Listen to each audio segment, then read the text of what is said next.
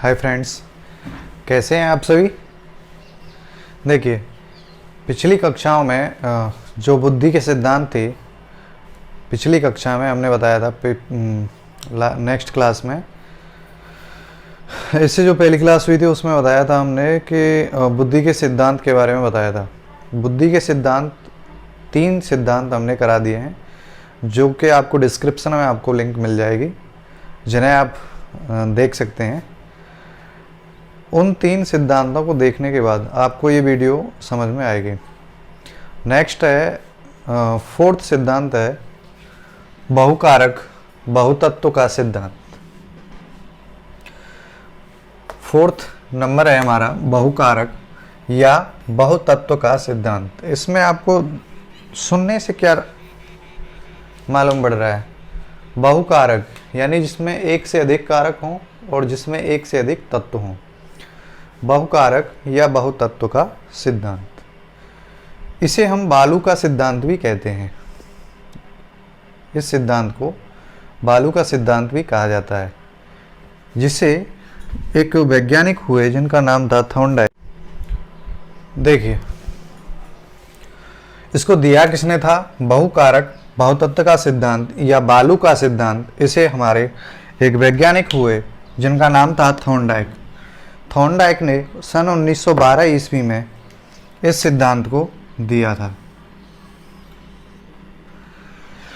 इन्होंने इस सिद्धांत के आधार पर कहा कि व्यक्ति जितनी मानसिक क्रियाएं करता है उतने तत्व बुद्धि में पाए जाते हैं। कोई व्यक्ति जितने प्रकार की मानसिक क्रियाएं करता है, जैसे कोई व्यक्ति पढ़ता है, कोई व्यक्ति यांत्रिक कार्य करता है, कोई व्यक्ति मोटरसाइकिल चलाता है या फिर कार चलाता है, तो उसमें उसी ही प्रकार की उतने ही तत्व शामिल होते जाएंगे बुद्धि में।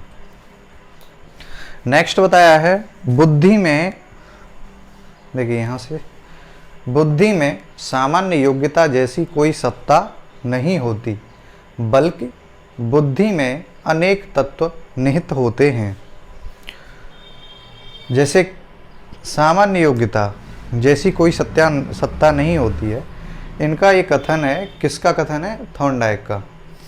बुद्धि में सामान्य योग्यता, नॉर्मल इंटेलिजेंसी नाम की कोई भी चीज़ होती नहीं है, बल्कि बुद्धि में अनेक तत्व, बहुत सारे पार्ट होते हैं, आप ऐसा कह सकते हैं। जो बुद्धि बाहर से अर्जित की जाती है उसे हम थॉर्नडाइक के बालू के सिद्धांत में शामिल कर सकते हैं। इसे हम बहुकारक सिद्धांत या बहुतत्व का सिद्धांत भी कहते हैं। एक और बात थॉर्नडाइक के विषय में, थॉर्नडाइक के विषय में एक और बात है कि इन्होंने 1912 ईस्वी में एक थ्योरी दी थी, SR थ्योरी, जिसे हम स्टिमुलस रेस्पॉन्स थ्योरी कहते हैं। इन्होंने एक प्रयोग किया था, जो जानवर था, आपको कमेंट में लिख देना है, वैसे मैं बता रहा हूँ कि इन्होंने कुत्ते पर प्रयोग किया था। तो SR थ्योरी इन्होंने दी थी उद्दीपक अनुक्रिया का सिद्धांत। घंटी और भोजन, लंबा हो जाएगा वीडियो, इसलिए मैं इसे डिटेल में नहीं बता रहा हूँ। अभी फिलहाल आपको इतना समझना है कि SR थ्योरी किसने दी थी? थॉर्नडाइक ने। स्टिमुलस रेस्पॉन्स थ्योरी कहते हैं इसे, हिंदी में कहते हैं उद्दीपक अनुक्रिया सिद्धांत। इसमें इसने 3 नियम बताए: तत्परता का नियम, दूसरा अभ्यास का नियम और तीसरा प्रभाव का नियम। आपको इतना समझना है, क्योंकि ये क्वेश्चन आता है कभी कभी CTET में भी आ जाता है, UB टेट में भी आ जाता है, अन्य टेट में इस क्वेश्चन की ज़्यादातर वरीयता होती है। आपने क्वेश्चन अगर सॉल्व कर रहे होंगे आप सॉल्व पेपर के माध्यम से, तो आपको ये क्वेश्चन जरूर देखने को मिलेगा। देखिए, इस सिद्धांत को हम बालू का टीला का सिद्धांत, बालू के टीले का सिद्धांत या फिर परमाणुवादी सिद्धांत भी कहते हैं। परमाणुवादी सिद्धांत भी कहते हैं, इसे हम बालू का टीला सिद्धांत भी कहते हैं। इसमें सबसे पहला फैक्टर है ऊंचाई, लेवल। किसी व्यक्ति का हम 4 तरीके से बुद्धि का मापन कर सकते हैं। ऊंचाई, लेवल, जैसे बालू का टीला कितना ऊंचा है, या फिर उसका दिमागी हालत जिस व्यक्ति की हम परीक्षण कर रहे हैं उसकी दिमाग की हालत क्या है, उसके विषय में बात करना है। ऊंचाई से मतलब है लेवल से, चौड़ाई से मतलब है रेंज, उसका विस्तार कितना है, उसकी बुद्धि का विस्तार कितना है,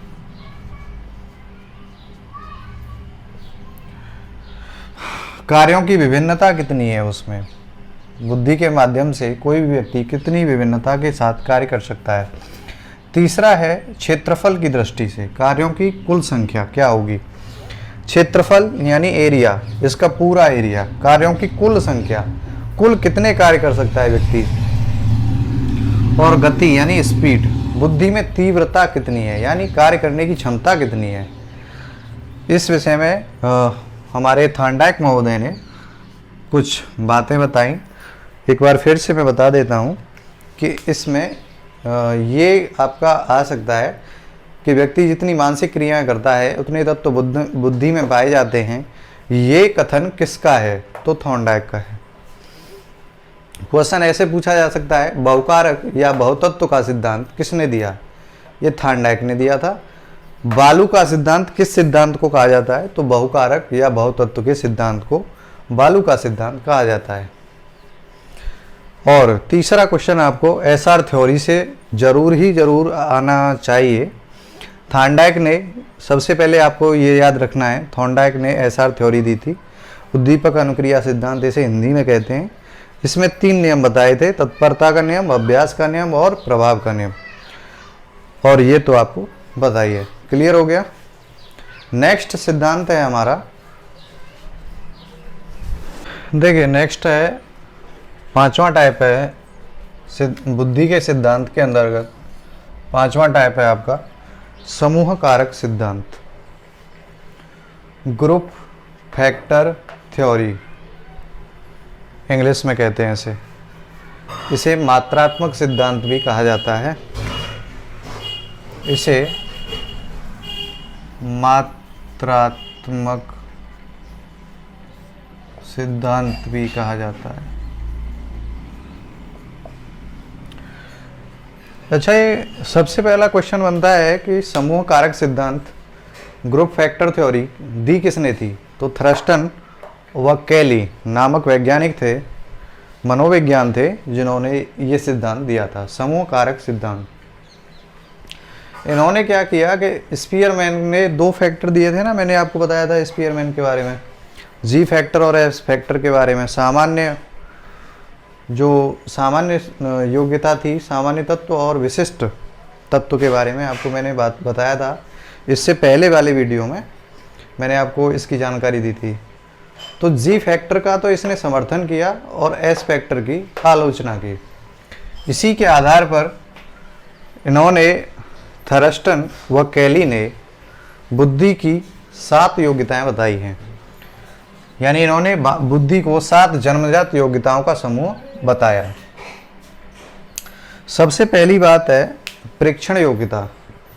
सबसे पहला बताया इन्होंने प्रेक्षण योग्यता का, इसका संबंध होता है अंडरस्टैंडिंग से, अंडरस्टैंडिंग से यानी गहराई से, बात को आप कितना समझ पाते हैं। अंक योग्यता न्यूमरल वैल्यू से 1 2 3 4 डैट डैट डैश। तीसरा है शाब्दिक योग्यता, यानी आप बोल क्या रहे हो और सुन क्या रहे हो। शाब्दिक योग्यता है चिंतन, आप मनन कितना कर रहे हो, चिंतन कितना कर रहे हो। चिंतन एक आपका मनोविज्ञान में एक टॉपिक है जिसको मैं पर्सनली पढ़ाऊँगा, चिंतन टॉपिक है, अलग से पढ़ेंगे। अभी फ़िलहाल आप इतना ही समझिए। शाब्दिक योग्यता, शब्दों को कहने का और सुनने का एक ढंग होता है, उसी को थर्स्टन व कैली नामक वैज्ञानिक मनोविज्ञान ने बुद्धि का नाम दे दिया। 4th नंबर है वाक्य योग्यता, सेंटेंस इंटेलिजेंसी। अच्छा, वाक्य योग्यता में होता क्या है कि आप, वही चीज़ है, शब्दों के माध्यम से वाक्य बनेगा। स्मरण योग्यता, यानी आप याद कितना रख पाते हैं, याद रखना। तार्किक योग्यता किसी भी विषय पर, छठवां है तार्किक योग्यता, किसी विषय पर आप कितनी तर्क कर सकते हैं। स्पष्ट रूप से आप किसी भी तटस्थ होकर किसी भी मुद्दे पर आप कितनी बात कर सकते हैं, उसे हम तर्क का रूप दे देते हैं। पर्यवेक्षण योग्यता के अंतर्गत पर्यवेक्षण योग्यता होती है जिसको हम कहते हैं शीघ्र पहचान, सही गलत की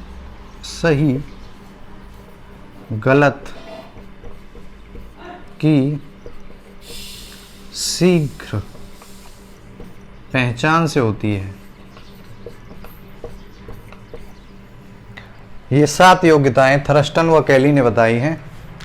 आपको बस पूछा कितना जाएगा वो देखिए। समूह कारक सिद्धांत, ग्रुप फैक्टर थ्योरी दी किसने दी? थर्स्टन व कैली ने दी थी।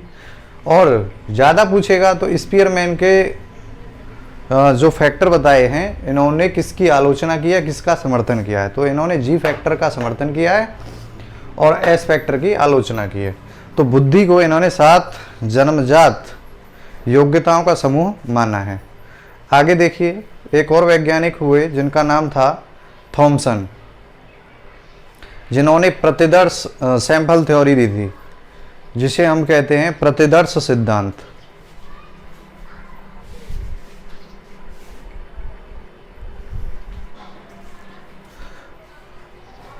वीडियो थोड़ी लंबी हो जाएगी। प्रतिदर्श सिद्धांत और बाकी जो 3-4 सिद्धांत आपके बच गए हैं वो नेक्स्ट वीडियो में मैं आपको बता दूंगा, जिससे कि आपका पूरे सिद्धांत हो जाएंगे। क्वेश्चन आपको 100% यहीं से मिलेंगे। बिल्कुल बिना टेंशन लिए पढ़ें।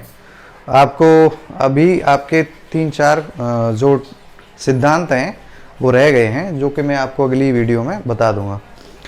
तो आपको अगर मेरी वीडियोस ज़रा भी पसंद आ रही हों तो लाइक और सब्सक्राइब ज़रूर कर लेना, जिससे कि नेक्स्ट जो वीडियो हैं वो आपको